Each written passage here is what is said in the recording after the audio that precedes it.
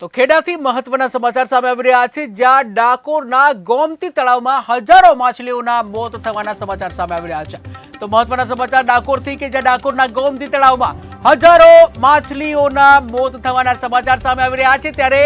પ્રશાસનના પાપે હજારો માછલીઓએ જીવ ગુમાવ્યા છે। વહેલી સવારે દર્શન કરવા પહોંચતા ભક્તોમાં કચવાટ કે જ્યાં છેલ્લા એક માસથી તળાવમાં જંગલી વેલનું સામ્રાજ્ય જોવા મળી રહ્યું છે, ત્યારે જંગલી વેલથી સંપૂર્ણ તળાવ ઢંકાઈ ગયાના દ્રશ્યો સામે આવ્યા, જ્યાં ઓક્સિજનના અભાવે માછલીઓના મોત થયા હોવાનું અનુમાન લગાવવામાં આવ્યું છે। ત્યારે મહત્વના સમાચાર સામે આવી રહ્યા છે ડાકોરથી કે જ્યાં હજારો માછલીઓના મોત થયા હોવાના સમાચાર સામે આવી રહ્યા છે, ત્યારે ડાકોરના ગોમતી તળાવમાં હજારો માછલીઓના મોત થયા છે, ત્યારે પ્રશાસનના પાપે હજારો માછલીઓને જીવ ગુમાવવાનો વારો આવ્યો છે। અને જ્યાં વહેલી સવારે દર્શન કરવા પહોંચતા ભક્તોમાં કચવાટ જોવા મળ્યો, ત્યારે છેલ્લા એક માસથી તળાવમાં જંગલી વેલનું સામ્રાજ્ય જોવા મળી રહ્યું છે, ત્યારે જંગલી વેલથી સંપૂર્ણ તળાવ ઢંકાઈ ગયાના દ્રશ્યો સામે આવ્યા, જ્યાં ઓક્સિજનના અભાવે હજારો માછલીઓના મોત થયાના સમાચાર સામે આવી રહ્યા છે। તેના સાથે જ વધુ માહિતી માટે ખેડાથી સંવાદદાતા વિજય રાઠોડ જોડાઈ ગયા છે। જે વિજય, વાત કરવામાં આવે ડાકોરના ગોમતી તળાવમાં હજારો માછલીઓના મોત થવાના સમાચાર આવ્યા છે, ત્યારે શું છે વધુ વિગત?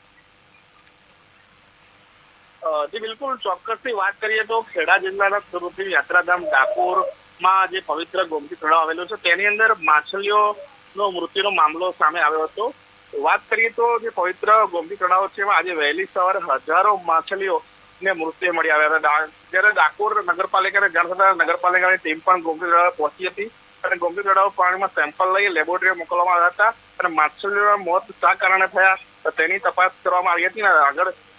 સમય જતા ખબર પડશે કે માછલીઓના જે મોત થયા છે કે ઓક્સિજનની કમીના કારણે થયા છે અથવા તો પાણી અંદર કોઈ ઝેરી કેમિકલ મળવાથી થયા છે। જી વિજય, વધુ વાત કરવામાં આવે કે હજારો માછલીઓના મોત થયા છે, ત્યારે આ માછલીઓના જે મોત થયા છે તેનો નિકાલ કરવા માટે તંત્ર દ્વારા શું વ્યવસ્થા કરવામાં આવી? જે ડાકોર નગરપાલિકા છે તે આ તળાવ છે ગોમતી તળાવ, ત્યાં પહોંચ્યું હતું અને જે માછલીઓ છે તેને પાણીને સેમ્પલ પણ લેવામાં આવ્યા છે અને જે માછલીઓ જે અંદર મૃત પામેલી જે માછલીઓ છે તેને અત્યારે બહાર કાઢવાની કામગીરી ચાલુ છે અને અત્યારે જે માછલીઓ છે તે મોટા પ્રમાણમાં તેનો જથ્થો છે મૃત માછલીઓનો છે તે અત્યારે તળાવને સાફ કરવાની કામગીરી પણ નગરપાલિકા દ્વારા કરી દેવામાં આવી છે અને ટૂંક સમયની અંદર જે આ માછલીના મૃત્યુ થયા છે તે કયા કારણસર થયા છે તે પણ બહાર આવી શકે તેમ છે। જી વિજય, સમગ્ર માહિતી બદલ આભાર। તો ડાકોરના ગોમતી તળાવમાં હજારો માછલીઓના મોત થયાના સમાચાર સામે આવી રહ્યા છે,